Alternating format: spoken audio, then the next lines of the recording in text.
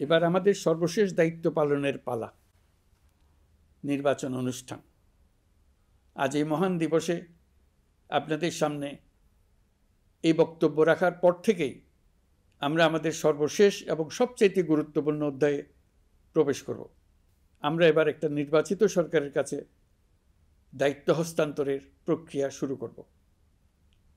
অন্তর্বর্তী সরকারের পক্ষ থেকে আমি প্রধান নির্বাচন কমিশনারের কাছে চিঠি পাঠাবো যেন নির্বাচন কমিশন আগামী রমজানের আগে 2026 সালের ফেব্রুয়ারি মাসে জাতীয় নির্বাচন অনুষ্ঠানের আয়োজন করেন।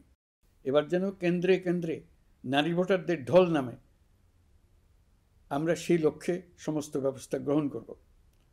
দেশের মানুষের ভোটাধিকার কেড়ে নেবার কারণে গত 15 বছর ধরে নাগরিকবৃন্দ ভোট দিতে পারেনি।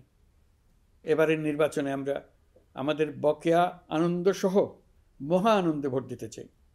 এবারের নির্বাচনে জীবনে প্রথমবার ভোট দিতে যাবে এরকম ভোটাররা নানা উৎসবের মধ্য দিয়ে ভোট কেন্দ্রে যাবে, তাদের এই দিনটি স্মরণীয় করে রাখার জন্য। এর মধ্যে নতুন নারী ভোটার থাকবে, নতুন পুরুষ ভোটার থাকবে, এর মধ্যে এমন ভোটার থাকবে যারা 15 বছর আগে থেকেই ভোট দিতে পারত কিন্তু জীবনে একবারও ভোট দিতে পারেনি।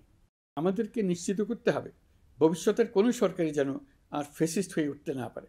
রাষ্ট্রকে এমনভাবে মেরামত করতে হবে যাতে কখনো কোথাও ফ্যাসিবাদের লক্ষণ পাওয়া গেলেই সেটিকে যেন তাৎক্ষণিকভাবে সেখানেই নির্মূল করা যায়, আর যেন 16 বছরের জন্য অপেক্ষা করতে না হয়, বহু মানুষকে প্রাণ দিতে না হয়, আমাদের যেন আরেকটি গণ অভ্যুত্থানের প্রয়োজন না হয়।